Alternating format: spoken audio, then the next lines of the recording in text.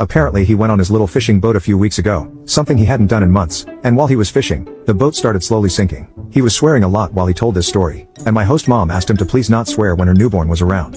I thought this was a fairly normal request, but no, not to the family uncle. Without a word, he pulled out a handgun and pointed it straight at my host mother's face. He told her he will splatter her all over these darn walls if she tells him what to do again. I'll freaking do it. I don't give a damn if it's Thanksgiving, he said.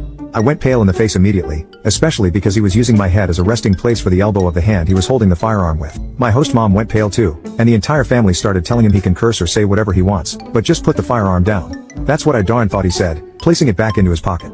The rest of Thanksgiving was very quiet, as he was the only one speaking. When everyone finally left, I asked my host mom if he's always that aggressive, and she responded, "He did this last year too. I don't know why I keep inviting him."